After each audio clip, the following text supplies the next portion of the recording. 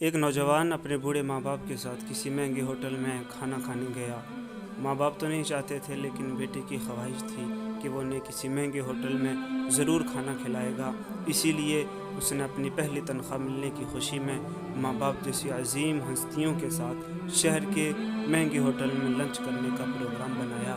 باپ کو ریشے کی بیماری تھی، اس کا جسم ہر لمحہ کپکپاہٹ میں رہتا تھا اور ضعیفہ ماں کو دونوں آنکھوں سے کم دکھائی دیتا تھا۔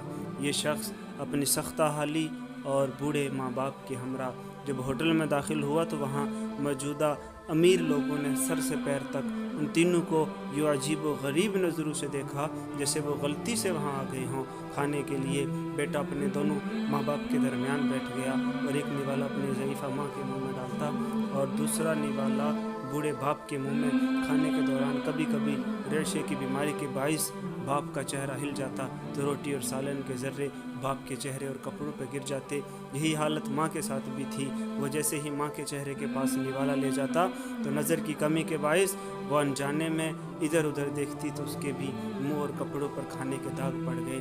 ارد گرد بیٹھے لوگ جو پہلے ہی انہیں حقیر نگاہوں سے دیکھ رہے تھے وہ اور بھی منہ چڑھانے لگے کہ کھانے کی تمیز نہیں اور اتنے مہنگے ہوٹل میں آ جاتے ہیں۔ بیٹا اپنے ماں باپ کی بیماری اور مجبوری پر آنکھوں میں آنسو چھپائے، چہرے پر مسکراہٹ سجائے، ارد گرد کے ماحول کو نظر انداز کرتے ہوئے ایک عبادت سمجھتے ہوئے انہیں کھانا کھلاتا رہا۔ کھانے کے بعد وہ ماں باپ کو بڑے عزت و احترام سے واش بیسن کے پاس لے گیا۔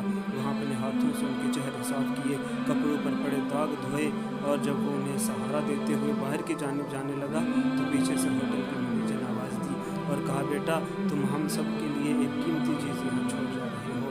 اس نوجوان نے حیرانگی سے پلٹ کر پوچھا، کیا چیز؟ مینیجر اپنے عینک اتار کر آنسو پوچھتے ہوئے بولا، نوجوان بچوں کے لیے سبق اور بوڑھے ماں باپ کے لیے امید۔ اللہ تبارک و تعالیٰ جن کے ماں باپ زندہ ہیں ان کو لمبی عمر عطا فرمائے اور جن کے ماں باپ وفات پا گئے ہیں ان کو اللہ تبارک و تعالیٰ جنت الفردوس میں اعلیٰ مقام عطا